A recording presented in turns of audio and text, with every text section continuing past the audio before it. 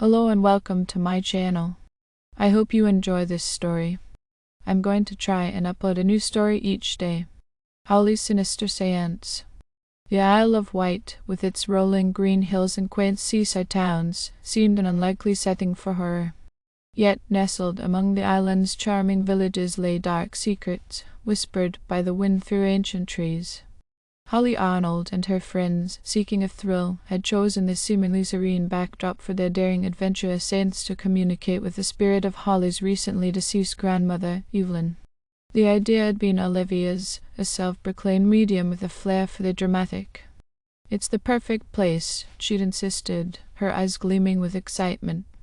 "The veil between worlds is thinner here, so, on a moonless night, Holly, Olivia, and 3 other friends, Jake, Mark, and Emily, gathered in an old, abandoned manor house on the island's outskirts.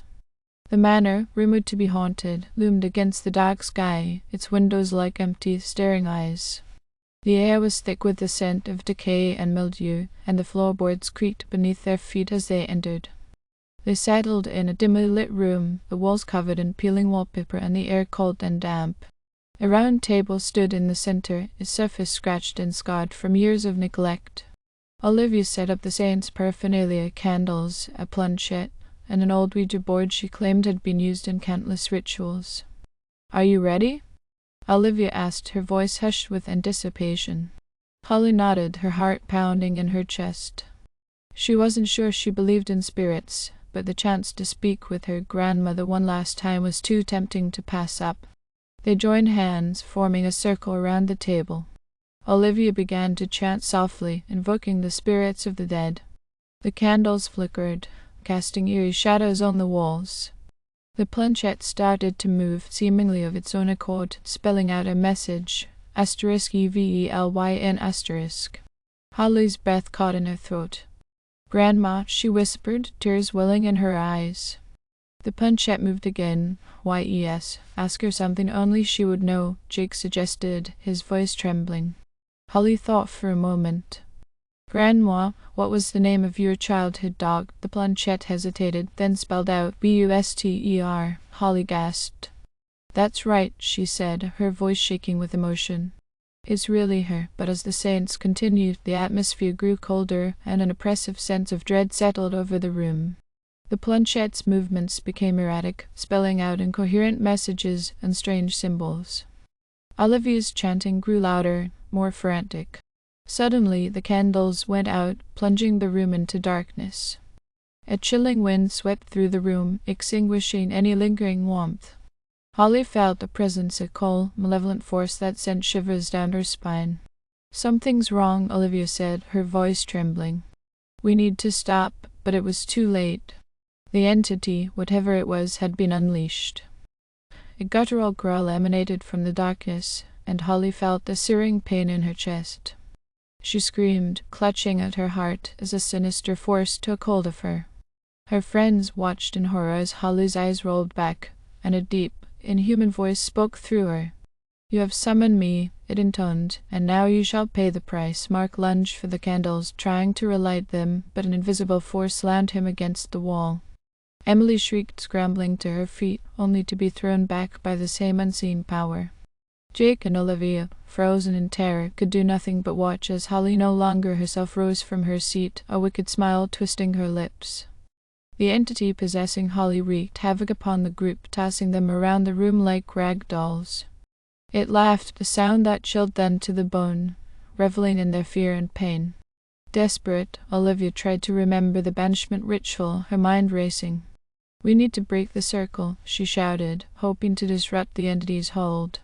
Everyone joined hands again. With great effort, Jake and Emily crawled towards each other, grasping hands despite the force trying to tear them apart.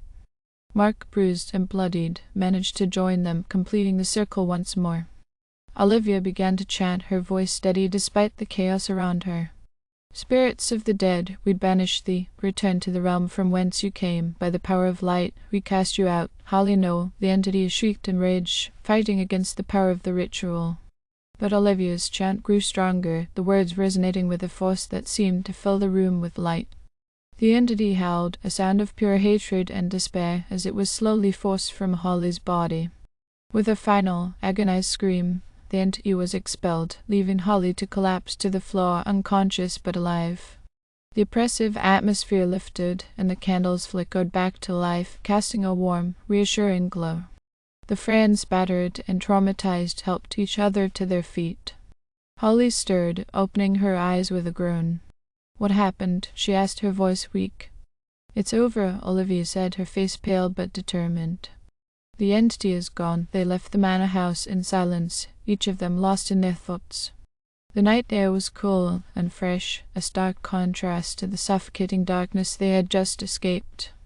As they walked back to the village, Holly couldn't shake the feeling that they had been profoundly changed by the night's events. They had survived the séance, but the experience had left its mark on each of them.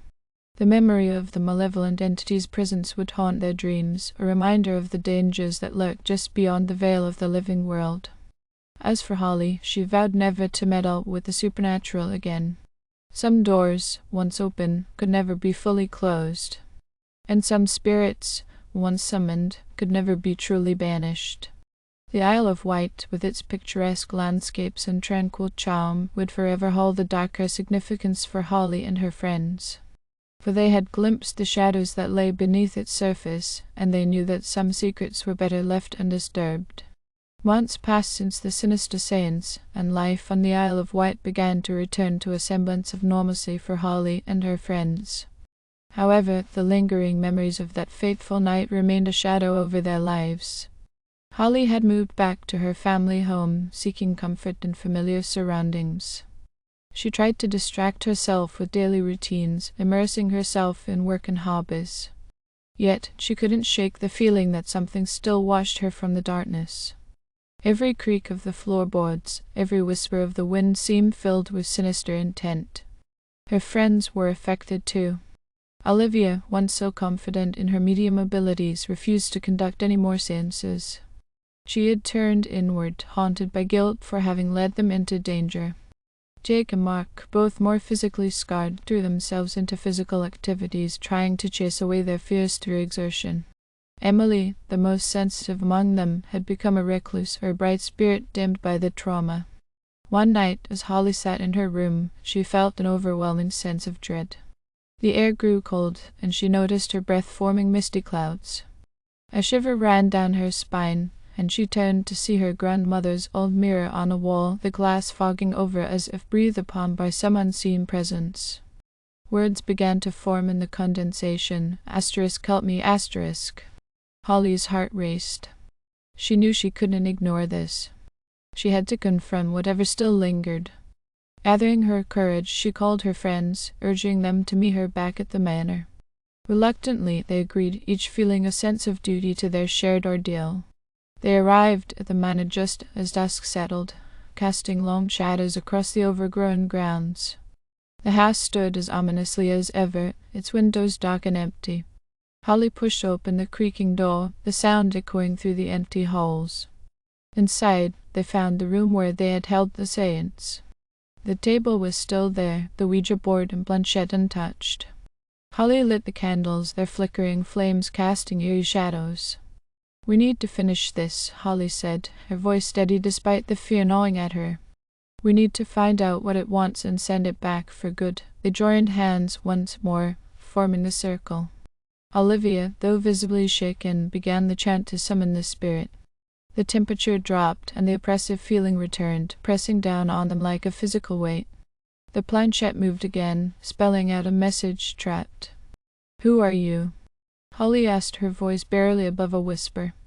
The planchette moved slowly. "Evelyn, my grandmother," Holly said, tears welling up.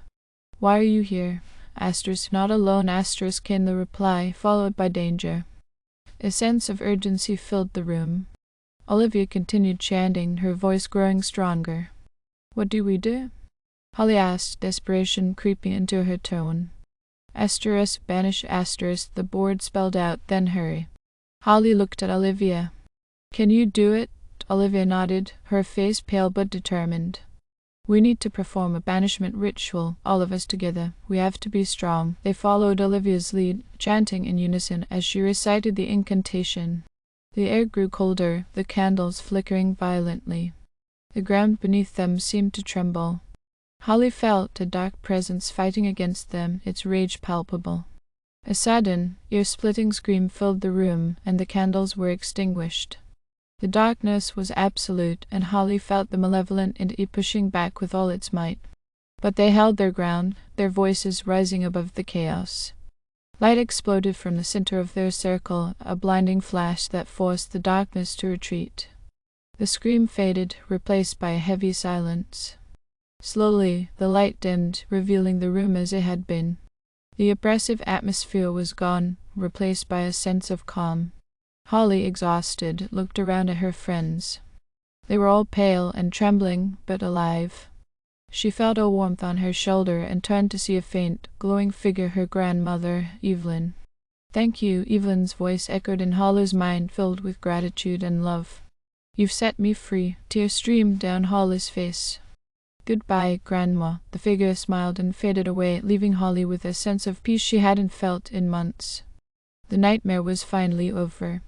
They left the manor in silence, each lost in their thoughts.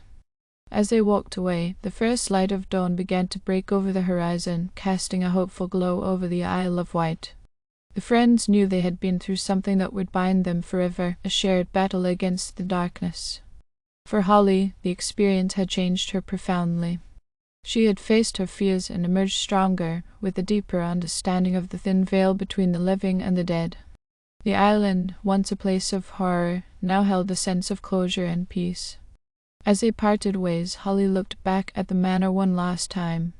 It stood silent and still, the darkness that once haunted it now gone.